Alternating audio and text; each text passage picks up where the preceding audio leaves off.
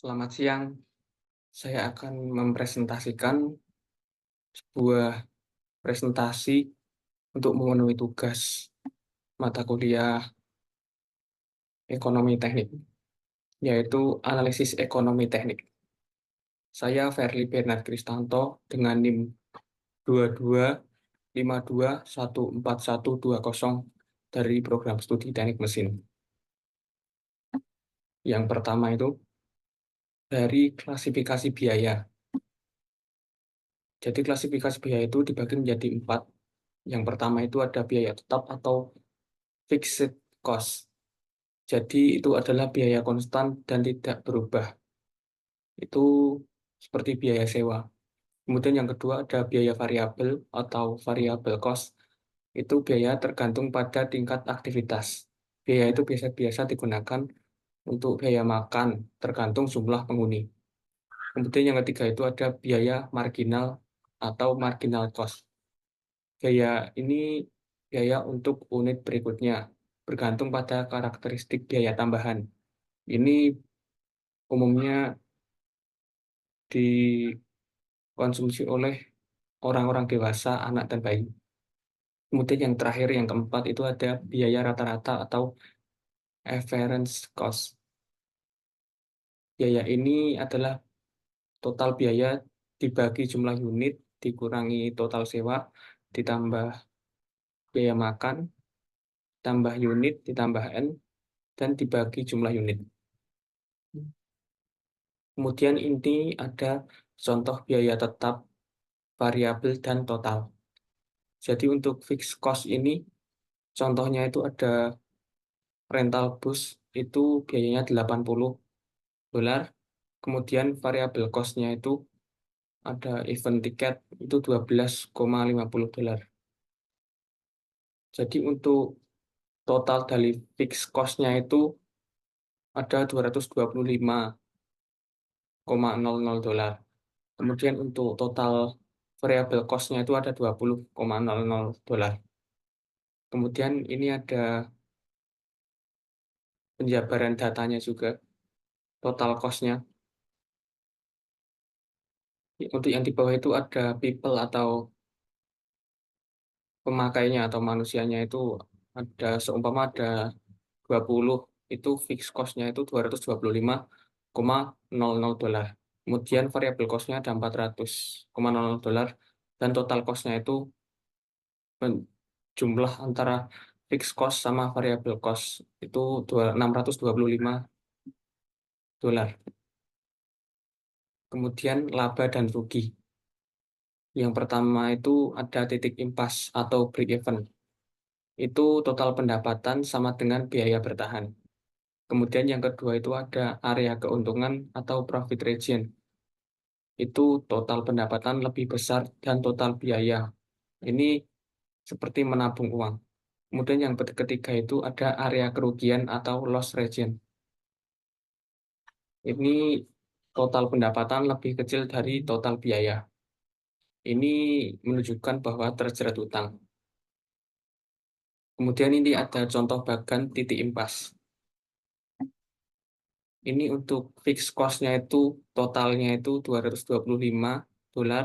Kemudian variable cost-nya itu total ada $20,00. Kemudian harga tiketnya itu $35. Ini untuk yang di bawah ini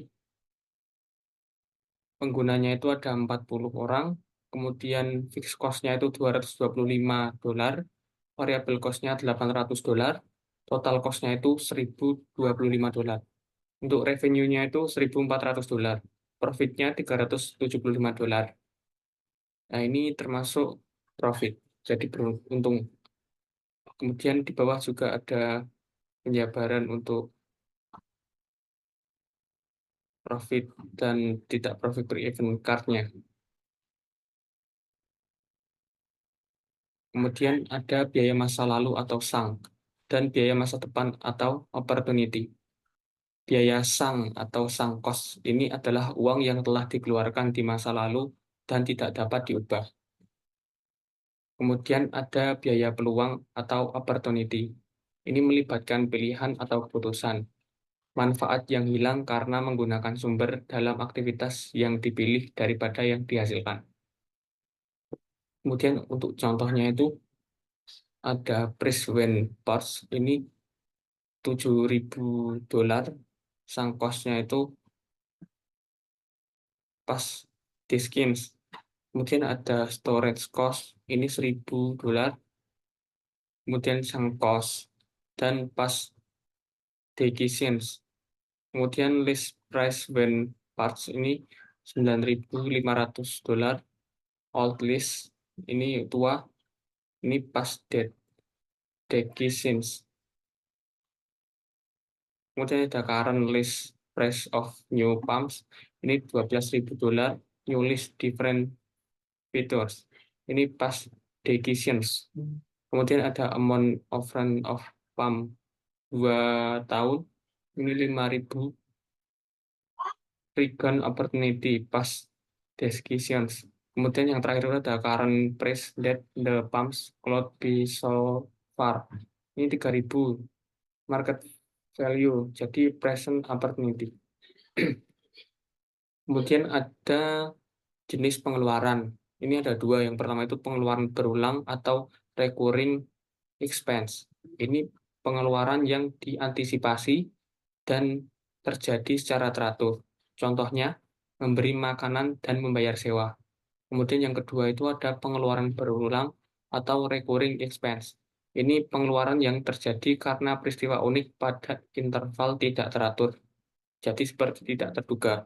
Contohnya itu sakit, kecelakaan, ataupun kematian.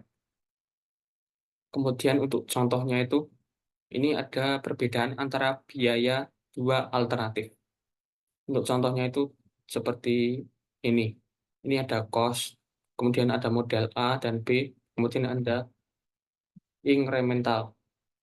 Cost itemnya itu ada parts price, ada installation cost, ada annual maintenance cost, annual utility expense, ada disposal cost after useful life.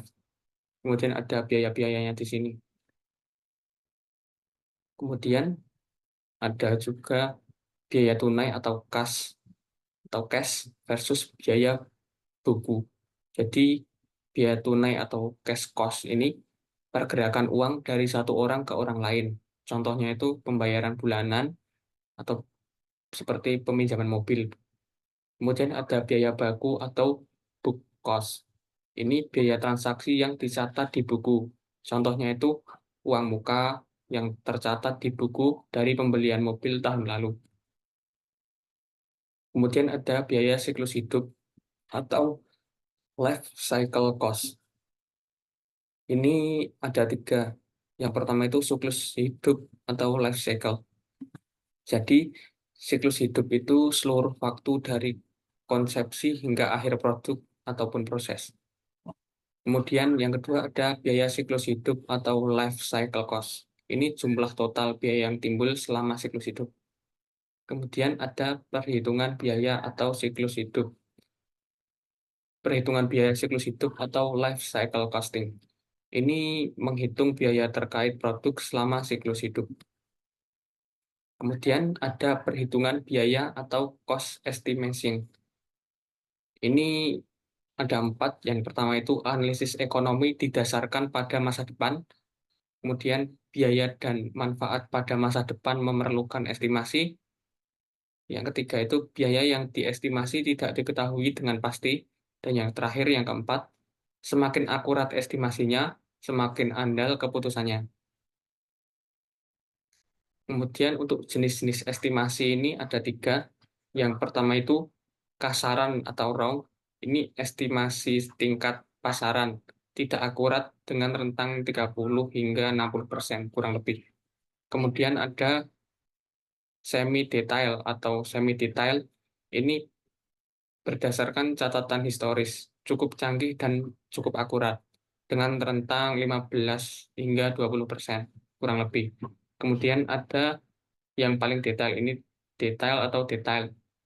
Ini berdasarkan spesifikasi terperinci dan model biaya. Sangat akurat dengan rentang kurang lebih 3% hingga 5%. Kemudian ada model estimasi.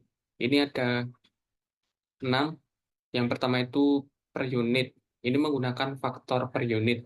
Misalnya uang atau kaki persegi, kemudian manfaat karyawan. Ini untuk menghasilkan Microsoft Excel.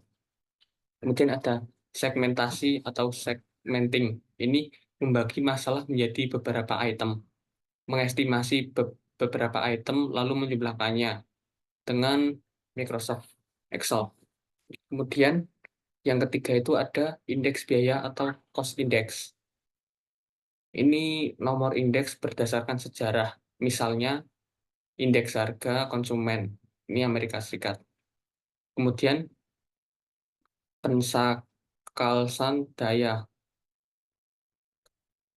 pensakalasan daya atau power seizing. Ini mengukur biaya yang diketahui sebelumnya ke atas atau ke bawah. Kemudian ada triangulasi atau triangulation. Ini melihat biaya dari beberapa perspektif. Kemudian yang terakhir, yang keenam itu ada kurva belajar atau learning curve. Ini melacak peningkatan biaya dari waktu ke waktu. Kemudian ini ada diagram arus kas atau cash flow diagrams. Jadi di diagram arus kas ini meringkas pergerakan uang dari waktu ke waktu dan dapat dipresentasikan menggunakan screenshot. Untuk contohnya itu seperti ini. Ini ada beberapa, ada tahunnya, kemudian ada capital cost-nya, ada jumlah uangnya, kemudian overhaul, dan totalnya. Untuk diagramnya bisa dilihat seperti bawah ini, ada cash flow dibanding dengan tahun. Sekian presentasi dari saya, Verly Bernard Kristanto. Apabila ada kurang, saya mohon maaf. Terima kasih.